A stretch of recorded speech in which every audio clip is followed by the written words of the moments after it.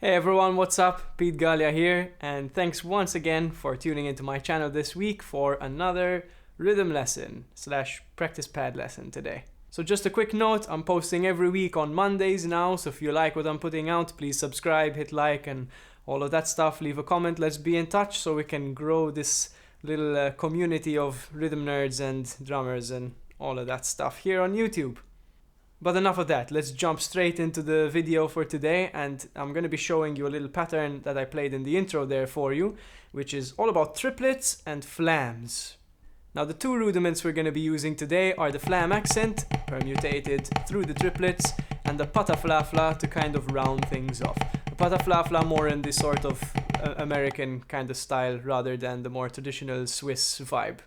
So if you've never studied a flam accent before, essentially what it is groups of three or triplets with a flam on every first note or on the downbeats. So in that case, let's start simple. Let's start straight from there with a simple flam accent. So we're going to start here, of course, for our flam. And we've got 1 and a, 2 and a, 3 and a, 4 and a. Very simple. We've got a downstroke on that downbeat when we play the flam. The next note, with the left hand of course, will be an upstroke and then a tap. And it rounds it off and we're ready to go on the other side for 2 and a, 1 and 2 and 3 and 4 and 1 and 2 and 3 and 4 and etc. And as you get faster, you start to realize the value of your upstrokes and how it helps to link all the motions.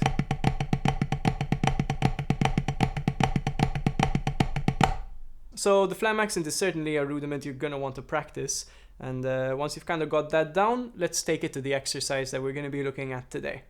So we'll start off with the normal flam accent with the flams on the downbeats, 1 and 2 and 3 and 4 and Now it moves on to have the flam on the middle triplet on the and that sounds a little bit like this. 1 and 2 and 3 and 4 and 1 and 2 and 3 and 4 and 1 and 2 and 3 and 4 and 1 and 3 and 4 and 1.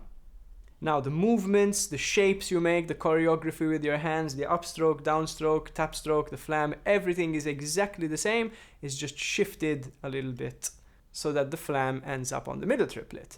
And if we shift it one more time to have the flam on the last triplet, on the third triplet, which is the 1 and it's going to be a little bit like this. 1 and 2 and 3 and 4 and 1 and 2 and 3 and 4 and 1 and 2 and 3 and 4 and 1 and 2 and 3 and 4 and Now, just to be super sure of the choreography that's happening, the first version, which is our regular flam accent, once again, we're gonna play. Just think of things as single stroke roll, as if you were playing right, left, right, left, right, left, right, left, right, left, right, left, but we're just adding in that little grace note to give us our nice flam. So once again, the flam accent is down, up, tap, down, up, tap, down, up, tap, down, up, tap, down, up, tap, down, up, tap. Make sure your upstroke leads to being in the next starting position for that next flam. And remember always, we are lifting from the back of the wrist. Now, I'm not going to claim to be any expert on Moeller technique by any stretch of the imagination, but I have been really lucky to study with a couple of people who definitely are. And unfortunately, there's a lot of misinformation about Moeller on the internet. Things like the Moeller movement starts in the shoulder and all the energy travels down the arm, through the elbow down to the hand where it reaches the finer muscles in the fingers. As far as I understand, in my humble opinion, that's not really how it works. It's all about that upstroke coming from the back of the wrist, like a puppet, like I mentioned in a video a couple weeks ago. So remember, you always want to lift from the back of the wrist, and that's why you get the upstroke. Because when you lift from the back of the wrist, the tip of the stick is gonna drop into the pad. Now, there are other wrist movements which are equally useful for other things, but you know, I kind of like to incorporate this sort of informal wrist movement, the Moeller whip, as you could call it. It's called. So once again, remember lifting from the back of the wrist, and if your elbow moves, great, fine, but as far as I understand, again, my humble view is that the elbow moves as a result of the wrist and the hand moving, and not the other way around. Once again, I'm not here to tell people who's right and who's wrong, but I'm just trying to share with you the very rich and important knowledge about these movements of drumming that I've learned from the masters. So yeah, I didn't invent this. Don't look at me.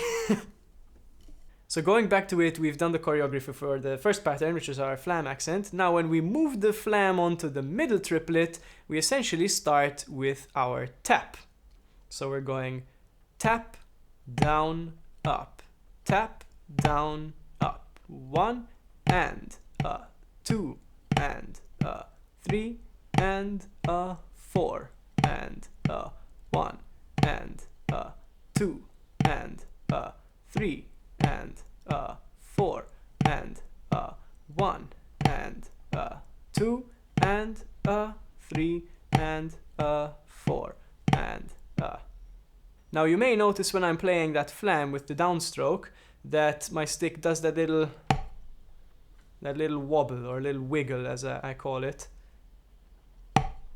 when it's on the way down. Now remember, if that energy doesn't go anywhere, it's gonna go into the drum, into your hand, into the cymbal, whatever it is you're playing, and you don't want to get hurt or damage any of your gear. So remember, when you're playing a downstroke, again, as far as I have come to understand, it's a very important thing to leave in there, because eventually, once you get faster, like I showed you earlier, that little wiggle is gonna turn into your next tap stroke or upstroke or whatever it is you happen to be playing. So just bear that in mind. I think it's quite important to know that. Lastly, our permutation moving the flam onto the last triplet, the we're going to start with our upstroke. 3 and 4 and 1 and 2 and 3 and 4 and 1 and 2 and 3 and 4 and 2 and 3 and 4 and 1 and 2 and 3 and 4 and So if you had to practice those in succession, you would have to be a little bit careful about the choreography in terms of moving from one pattern to the other. I'll show you a little bit what I mean now. So going from the top of the pattern, 1 and 2 and 3 and 4 and I didn't lift on the right hand because we're gonna do 4 and 1 and 2 and Okay, let's show you that again. 1 and 2 and 3 and 4 and 1 and 2 and 3 and 4 and 1 and 2 and 3 and 4 and So remember, anytime you've got an accent, in this case it happens to be also with a flam, that you need to lift for that accent to come. We're not just playing the drums from one height of the stick, and the harder we hit, the louder the volume is. No, not at all. If we're close to the pad, we get one level of volume and rebound tied together. If we're all the way up here, different story. So just bear those things in mind. You always want to lift. If you know that there's a flam coming on the right hand, you need to think ahead. You need to preempt it and think about that lift that has to happen beforehand. And same on the left hand. So one more time. We've got 1 and 2 and 3 and 4 and 1 and 2 and 3 and 4 and 1 and 2, 3 and 4 and Now that's the first portion of the exercise before we add the pataflaflas in. You might want to loop that just for a while, and it's a great exercise just on its own. I add the pataflaflas because it just feels a bit more well-rounded for my preference. Now, if you were to loop that as it is, of course, when you're coming from 3 and a 4 and a 1, you're gonna have 2 flams in a row there, which is really what inspired me to put that pataflafla section in there at the end in the first place. So as we're approaching the end of that bar, be careful of the movements of your hand, the choreography. You're gonna go 3 and a, 4 and a. So that little grace note on the very last flam on beat 4 is going to be an upstroke. Okay, the little tap stroke that is usually on a flam can also be an upstroke depending on what you're doing, if you have 2 flams or more following each other. So I'd like to play the exercise for you just like that now, without the pataflaflas, so you can see kind of how it would work and how my hands work. I'm gonna play it slowly first. Let's go.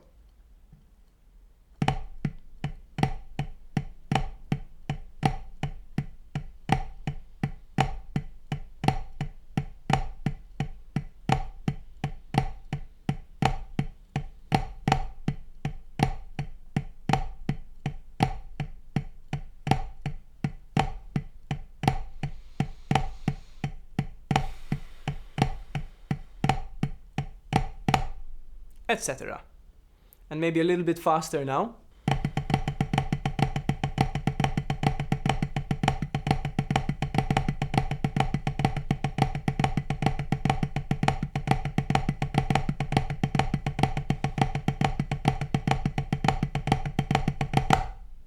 Now the whole 3-bar thing is kind of cool, but I really like to add that last bit because it just makes it feel a lot more comfortable and well-rounded, I guess. Or is it square, I guess? Going from 3 to 4 bars is more of a square vibe. I don't know. The things that go on in my head, eh? So if you're not familiar with playing pataflaflas, again, I would recommend you check those out on their own first. And the sort of standardized PAS version of the pataflafla is more of a fla patafla. Now in the Swiss tradition, as far as I understand with my not very in-depth study of Swiss rudiments, I'm still making my way into that world slowly. The pataflafla is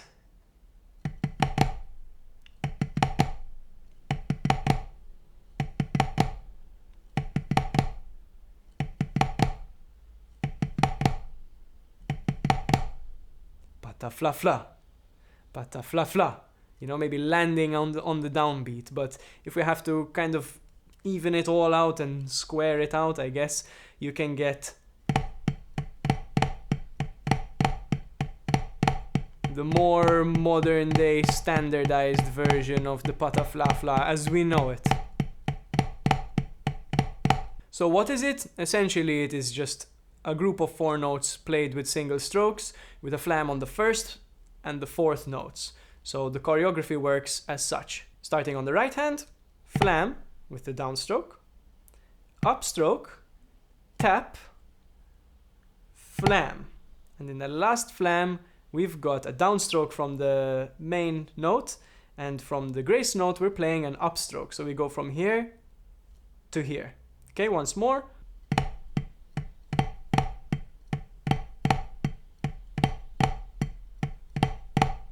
And maybe a little bit faster.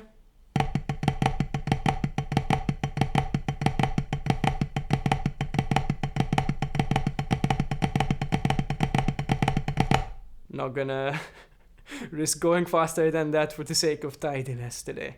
Now I know what you're thinking. You're thinking, Pete, bro, we're playing in triplets. How are you gonna fit this in there?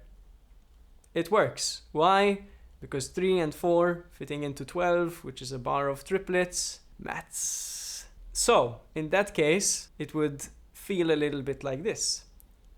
1 and 2 and 3 and 4 and a 1. Boom, lands nice and tidy on the 1. So instead of 1 and 2 and 3 and 4 and you've got 1 and 2 and 3 and 4 and or maybe more accurately, it's more like 1 and a 2 and a 3 and a 4 and a 1 and a 2 and a 3 and a 4 and a 1 and a 2 and a 3 and a 4 and a 1 and a 2 and a 3 and a 4 and a 1. Beautiful. Once more. 1 and a 2 and a 3 and a 4 and a 1 and a 2 and a 3 and a 4 and a 1 and a 2 and a 3 and a 4 and a 1 and a 2 and a 3 and a 4 and a 1 and a 2 and a 3 and a 4 and a 1. Now later on I'd also like to make some videos about different Pataflafla permutations through triplets, but that requires a little bit more of a solid foundation doing this first, I believe. So let's work on this first, and in a couple weeks time we'll come back to the Pataflaflas and permutate the Pataflafla through triplets. Lots of fun. You might even have seen over here, that's also what I've been practicing for the past couple of weeks, but not in triplets. So it's a different story altogether. But for now, we're playing triplets. So now, you know what time it is? It's time to put the whole exercise together. But really quick, I want to start from the third position of the Flam accent into the Pataflafla. Let's get that transition nice and comfortable, and then we'll do the whole thing. So going from that third position, the second permutation, I guess you could say, you would go 1 and 2 and 3 and 4 and 1 and 2 and 3 and 4 and 1, 2, 3, 4. 1 and 2 and 3 and 4 and 1 and 2 and 3 and 4 and 1 and 2 and 3 and 1 and 2 and 3 and 4 and 1 and 2 and 3 and 4 and 1. Fun stuff! So let's play through the full exercise now to kind of finish off the video for today at a couple of different speeds, and hopefully you take something out of it and you've enjoyed it and it gives you some inspiration on what to practice. And this actually has become one of my random noodling patterns, you know, when I'm kind of warming up for a gig, or I just feel like tapping along while watching Netflix or something. Although don't practice in front of the TV, that's a different story. It's just become a fun pattern that my hands are used to, and they find quite comfortable and safe, I guess, for me to warm up and just get comfortable for my playing for that day, I guess. Here we go, super slow. 3 and 4 and 1 and 2 and 3 and 4 and 1 and 2 and 3 and 4 and 1 and 2 and 3 and 4 and 1 and 3 and 4 and 1 and 2 and 3 and 4 and 1 and 2 and 3 and 4 and 1 and 2 and 3 and 4 and 1 and 2 and 3 and 4 and 1 and 2 3 and 4 and 1 and 2 4 and 1 and 2 3 4 1 2 3 4 1 2 3 4 1 2 and 3 and 4 and 1 and 2 and 3 and 4 and 1 and 2 and 3 and 4 and 1. Now, as you've noticed, I'm playing 2 bars of each pattern. You can choose to do 1 bar, 4 bars, 8 bars. That's really up to you in your own practice session. Different teachers will say different things. For example, in my time studying with Pete Riley, a lot of the time he would recommend that we get things 1 bar at a time down and then stretch it out further and further. Personally, as much as that does work for me sometimes, with other situations I like to do it the opposite way. I give myself 8 bars as a start so that I can settle into the pattern and get comfortable and not have to think about all those transitions every 1 or 2 bars. Once I get really comfortable transitioning every 8 bars, then no problem. I can shorten it, even shorter than a bar sometimes, and I get creative with the patterns. But as always, find whatever method works for you, and of course each situation of practice is going to be different, so what works in this context might not work in another context. Now, let's play a little bit faster. 1, 2, 3, 4. 1, 2, 3, 4. 1, 2, 3, 4. 1, 2, 3, 4. 1, 2, 3, 4. 1, 2, 3, 4. 3, 4. 1, 2, 3, 4. 1, 2, 3, 4. 1, 2, 3, 4. 1, 2, 3, 4. 1, 2, 3, 4. 1, 2, 3, 4. 1, 2, 3, 4. 1, 2, 3, 4. 1, 2, 3, 4. 1, 2, 3, 4. 1. Now let's push it.